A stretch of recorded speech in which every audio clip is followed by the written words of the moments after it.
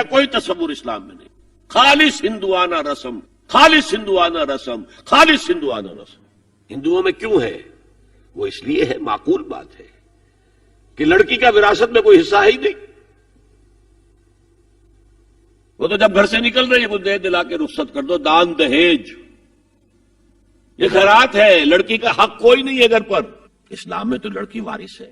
والد فوت ہوں گے وراثت تقسیم ہوگی، والدہ فوت ہوں گی کوئی ان کی ہے ملکیت وہ تقسیم ہوگی. شادی کے موقع پر کوئی جہیز اسلام میں نہیں، قطعاً نہیں. غلطی سے حضرت فاطمہ کے جہیز کو جہیز کہہ دیا گیا. وہ جہیز کیا تھا؟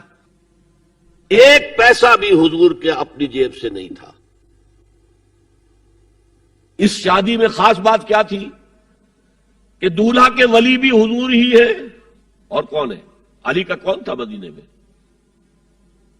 اور دلہن کے والد بھی حضور ہیں. اب حضور پوچھتے ہیں حضرت علی سے تمہارے پاس مہر دینے کے لیے کچھ ہے؟ عرض کیا میرے پاس تو کچھ نہیں. وہ فقراء صحابہ میں سے تھے. فرمایا مہر تو دینا ہے. تمہارے پاس ایک زرہ ہوتی تھی؟ جی ہاں زرہ تو ہے. انہوں نے یہ سمجھا زرہ تو جہاد کے لیے ہے، کوئی وہ دولت تو نہیں ہے. فرمایا جاؤ اسے بیچو یا گروی رکھ کے قرض لے کر آؤ. وہ گئے، حضرت عثمان نے خرید لی اور کچھ دنوں کے بعد واپس کر دی ہدیتاً. یہ زرہ میں ہدیہ آپ کو کر رہا ہوں. اس وقت اگر کہتے چھوڑو علی، کہاں لو میں پیسے دے دیتا ہوں تمہیں، تو ان کی طبیعت پر بار ہوتا. اس پیسے سے حضور نے کچھ پیسے گھر بھیجے اندر، دلہن کو ذرا تیار کر دو. اور کچھ پیسوں سے وہ ایک گدا جس میں کھجور کی کھال بھری ہوئی تھی اور 2 تکیے جس میں کھجور کی کھال بھری ہوئی تھی. ایک مشکیزہ، کنویں سے پانی تو لانا ہی ہے نا. ایک چکی، جو ہو یا گیہوں ہو پیسنا تو ہے نا.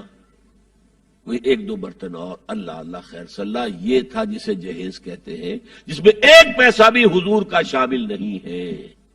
وہ حضرت فاطمہ کا مہر تھا جس سے بنایا گیا. ورنہ مدینے ہی میں دوسری آپ کی صاحبزادی کا نکاح حضرت عثمان سے بھی ہوا. کہیں ذکر ہے جہیز کا؟ حضرت عثمان کا گھر بھرا ہوا، ہر چیزیں موجود، وہاں تو جہیز کا تذکرہ نہیں. بہرحال یہ شادی کو آسان کرو، زنا کو مشکل بناؤ. یہاں شادی کے لیے 9 من تیل ہوگا تو رادھا ناچے گی، ورنہ یہ کہ بڑی ہو رہی ہے، عمر ہو رہی ہے، سب کچھ ہو رہا ہے، لیکن کچھ تقاضے تو ہے نا. آخر کچھ تو کرنا ہوتا ہے نا. آخر کچھ نہ کچھ لوگوں کو تو کھانا کھلانا ہی ہوتا ہے نا. بارات تو آخر آئے گی ہی نا.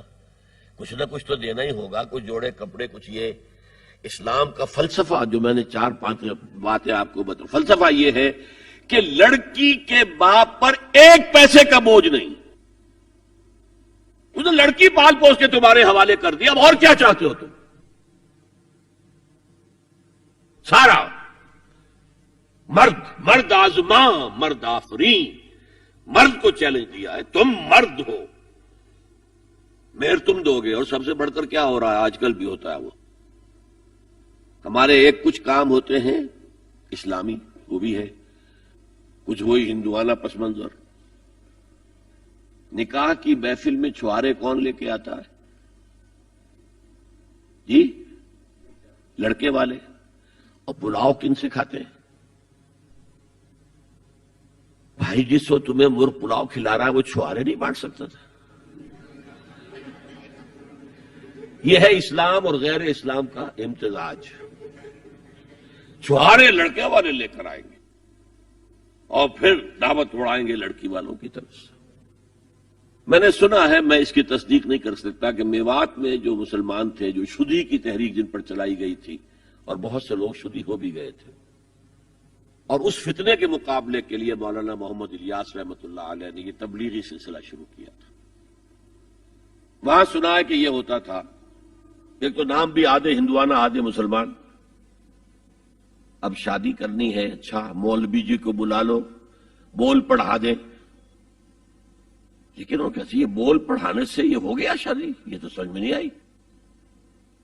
پھر وہ کہتے تھے پھیرے بھی ڈلوا لو. اب لڑکی کی چادر اور لڑکے کی چادر میں گرہ لگے اور پھر وہ سب کے سامنے 7 چکر لگائیں، تب تو پتا چلا کہ بات پکی ہو گئی. ورنہ یہ کہ قبول کر لیا بس. واللہ عالم یہ لطیفہ ہے یا واقعہ ہے، لیکن یہ مجھے سنایا ہے بعض لوگوں نے کہ یہ وہاں ہوتا تھا، اطمینان نہیں ہوتا تھا، یہ بول کہنے سے بات ہو گئی۔